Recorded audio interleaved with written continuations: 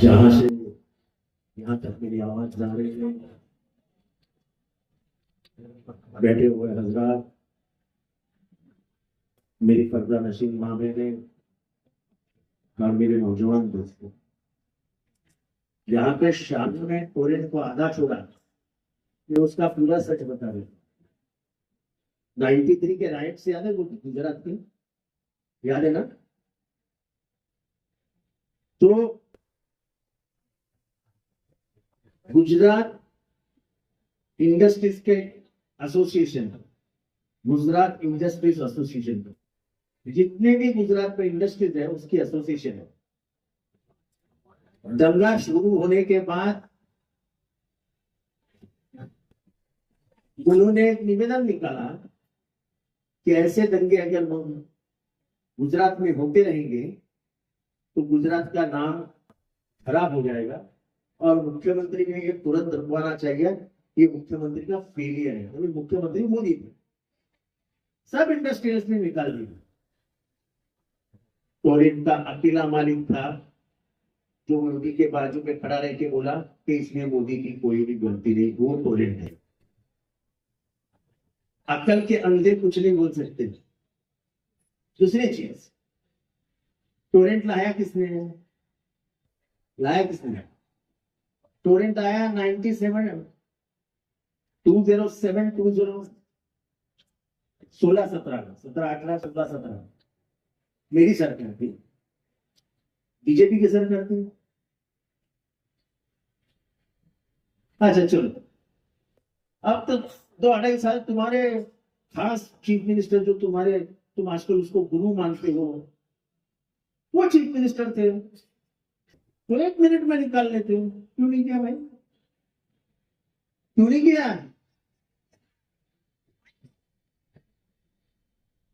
ऐसा है, मैं कुछ बातें बोलूं तो बहुत बुरी लगी, इसलिए मैं उनका नाम भी नहीं लेता हूं मेरी जबान से। मेरे को लाया, अरे तेरे को छीने का कैसे ये मैंने सिखाया भाई।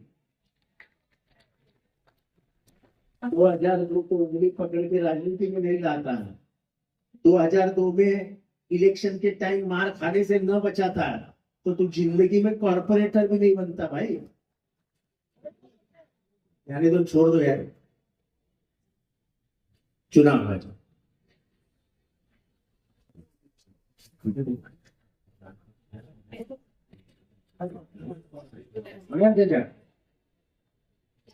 ये जीता जागता सबूत है, जीता जागता सबूत लंबा।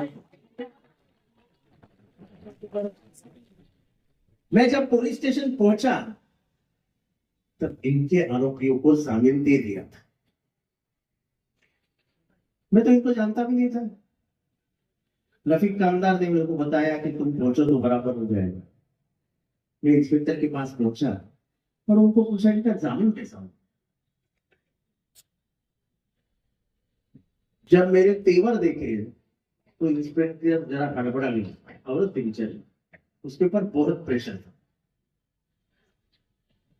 दूसरे दिन उसने कोर्ट में अर्जी डाली कि इनका जामीन कैंसिल करो, हम कलम बढ़ा रहे हैं। कलम बढ़ा करके क्या किया है, आज भी वो 4 जन जेल में बैठे। मैंने, ये आदमी मुसलमान है इसलिए नहीं किया, इसमें मेरा बाप दिखा मुझे कि मेरे बाप को कोई ऐसा माता तो मैं क्या। नफरत किस हद तक है, किस हद तक? ये अकेला बैठा है पर पीट रहे इसको नौजवान। इंसानियत खत्म हो गई कि कोई बीच में पढ़ने की तैयार। ये पूरी आंख इनकी ये अभी भी यहाँ सूजन है, पूरी लाल हो गई। फिर क्रेडिट लेने के लिए सब पूछ रहे उन्होंने, ये हॉस्पिटल में दाखिल हुआ तो क्रेडिट लेने के लिए सब पूछ के हुए, तो इनके बेटे का मुझे फोन आया और बेटे ने कहा कि अप्पा पूछ रहे हैं कि वो आदमी जो शायद लड़ाई लड़ रहा था वो किधर है। मैंने बोला यार मेरे को क्रेडिट लेने की आदत नहीं है, जल्दी अब्बा ठीक हो जाएंगे फिर आके मिलके जाऊंगा। तो रफीक भाई बोले कि नहीं जाना चाहिए, देख के आएंगे चलो। मैं देखने को गया, अब्बा के आंखों में जो प्यार था, प्यार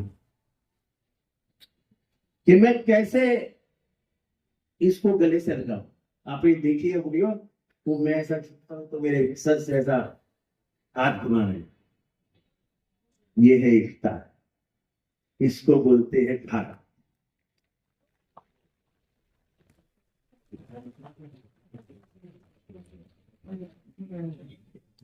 जो मुख्यमंत्री है, क्या नाम उसका, शर्मा क्या है?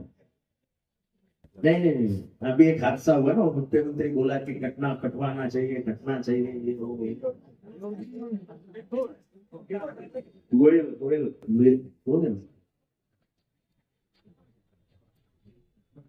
और बाद में दूसरे दिन एक असलम नाम के लड़के ने 7 लोगों की जान बचाई, तो वो ही सीएम को, असलम को 1 लाख रुपए देने पड़े। जो कल नफरत करता था आज मोहब्बत की बातें कर रहा।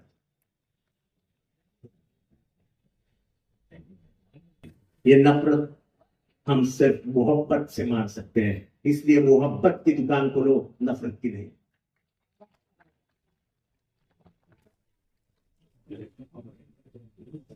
क्या हो गया विशालगढ़ पे? जब विशालगढ़ के हिंदू मुसलमानों ने जाके कलेक्टर से कहा था कि विशालगढ़ पे कुछ ना कुछ होने वाला है, तो कलेक्टर ने कुछ नहीं किया। ये उन्होंने 5 जुलाई को कहा था, फिर 12 जुलाई को उन्होंने पुलिस स्टेशन में कहा, शाहूवाड़ी पुलिस स्टेशन में, कि हमको डर है कुछ ना कुछ होगा। और 13 की सुबह उन्होंने वहां का 1300 साल पुराना दरगाह, अब मैं क्यों बता रहा हूं कि विशालगढ़ को जाने वाला एक ही रास्ता है। विशालगढ़ कोई गया है यहाँ पे? ये देखो एक रास्ता है ना, तो वह रास्ता ब्लॉक कर दिया तो कोई भी ऊपर नहीं जा सकता। जब गांव वालों ने तुमको बताया है कि कुछ ना कुछ होगा, तब भी तुमने ब्लॉक नहीं किया, इसका मतलब सीधा है कि वो तोड़ने वाले पुलिस और सरकार की मिलीजुली सरकार थी, इसलिए वो दरगाह नीचे आए। गजापुर नाम का गांव है 4 किलोमीटर दूर पर, शिवाजी महाराज के टाइम का गांव है, उसकी पूरी मस्जिद साफ कर, गांव में घुसे। गांव में 10-15% मुसलमान है। गजापुर कितने मुसलमान है? 10-15%, हाँ 10-15%, यानी 10-15% है समझो। पर लूटते सुबह सिर्फ मुसलमानों के घर नहीं लूटे, हिंदू मुसलमान सबके जेवरात, सब कागज सारी बीवी सब उठा के देखे गए। और गांव वाले 24 घंटे जंगल में थे। इनको हिंदू में मान नहीं सकता हूं, और मैं हमेशा जब लड़ता हूं तो बोलता हूं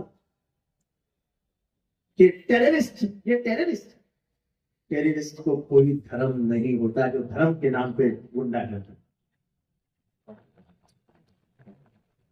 किस रास्ते पे चल रहे हैं हम? धर्म के नाम पे किस रास्ते पे जा रहे हैं हम?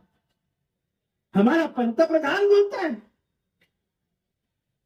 कि एक रहोगे तो सेफ रहोगे। अरे ये देश को अनसेफ किसने बनाया, ये तो बताओ जरा हमको। और अगर ये देश लोगों के लिए अनसेफ है तो फिर तुम्हारी क्या जरूरत है? रेजिग्नेशन देके चले जाओ। बटेंगे कटेंगे, क्या भाषा। और वो भी चुनाव के दरमियान, महाराष्ट्र के चुनाव, क्योंकि महाराष्ट्र ने बड़ी लाथाड़ा था ना उनको, जब बोल रहे थे कि एमबीए को सिर्फ 40 नहीं 40 नहीं 4 जगह मिलेगी और हमको 45 के नजदीक मिल जाएगी। वही लोगों को महाराष्ट्र में 31 जगह पे हारना पड़ा, 31 जगह पे, और लोगों ने हमको जिताया। और ये लव जिहाद बिहाद बोलते ना, ये पूरे महाराष्ट्र को पागल करने का काम है, पागल। हमने गढ़चिरौली जीती, मुसलमान कितना है 5%। हमने चंद्रपुर जीती, मुसलमान कितना है 7-8%। हमने रामटेक जीती, मुसलमान कितना है 7-8%। हमने नासिक जीती, मुसलमान 7%। हमने दिंडोरी जीती, मुसलमान 3%। काहे का बे लव जिहाद? लव जिहाद कहाँ है? यहाँ के महाराष्ट्र के अमन पसंद लोगों ने महाराष्ट्र धर्म जिसको कहते हैं वो धर्म पाला और तुमको हरा दिया। इसका जवाब हम पूछते हैं कि तुम अयोध्या में क्यों हारे? वहां तो बहुसंख्यक हिंदू है, हमारे भगवान राम का मंदिर है, तो वहां क्यों हारे?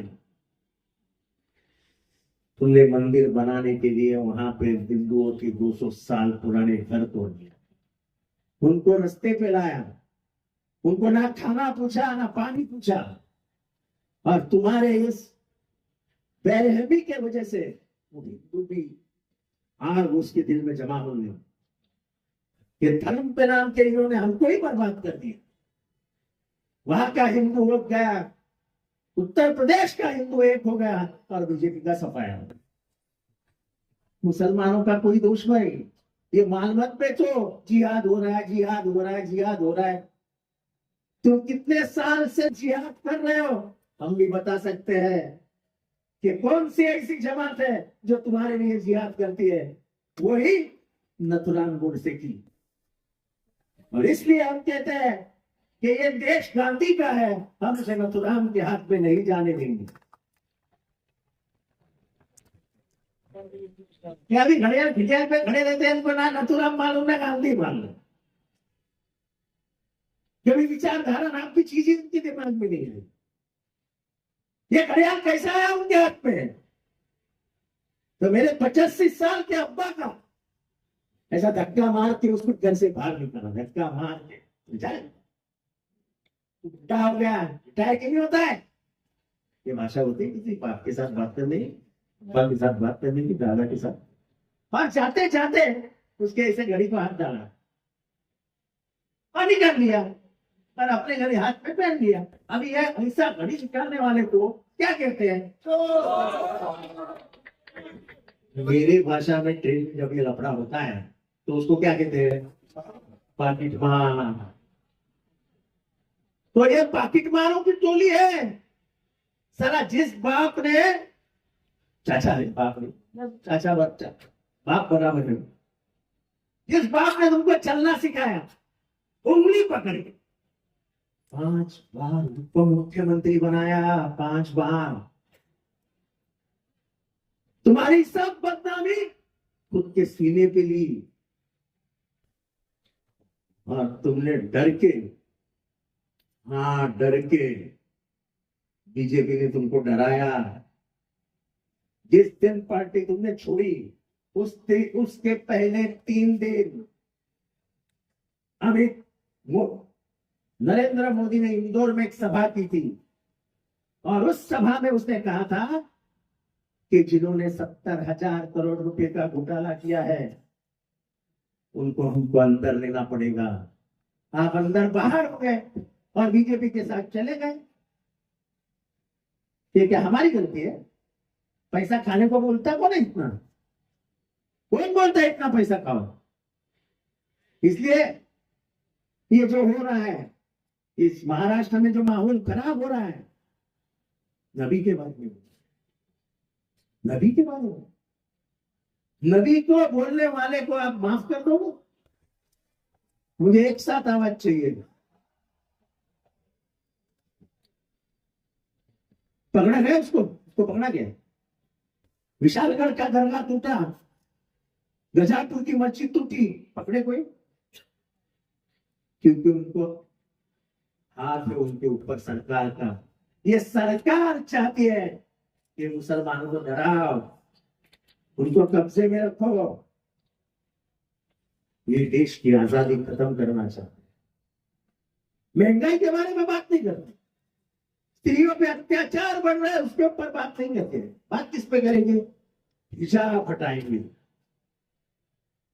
मुस्लिम पर्सनल लॉ निकाल देंगे। अरे जिसका जो धर्म है वो पालो। ऐसे बाबा साहेब अम्बेडकर ने कहा है, तुम बाबा साहेब अम्बेडकर के बाप बनना चाहती हो क्या? औकात है क्या तुम्हारे? और इसलिए चुनाव सिर्फ हिंदू मुसलमानों में के बीच में हो रहा है, सिर्फ हिंदू मुसलमान। योगी आता है, वो बोलता है उत्तर प्रदेश में देखो मैंने कैसे सीधे कर दिए उनको। डराना चाहते हो क्या? डर डर के डर मर जाता है, इतना याद रखो। और इसलिए ये शायद आज की आखिरी संध्या काल है, क्या बोलते हैं उसको, सांझ है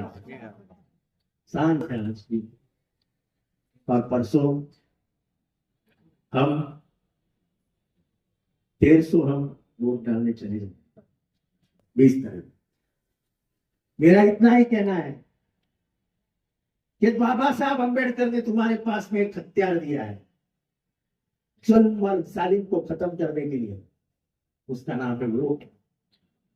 ये जुल्म और जालिम जो उधर है उनको अगर खत्म करना है तो टन टन टन टन टन वोट दबाओ, बटन दबाओ और ये जालिम और जुल्म को खत्म करो, को खत्म करो। इतना ही कहता हूं। और पिछले 20 दिनों में बहुत भाषण किए, आपने सुन लिए, इसलिए शुक्र अदा करता हूं। दुआओं में याद रखना और मुझे भारी मोहब्बत से चुन के देना। मेरी निशानी है उतारी, सबसे भारी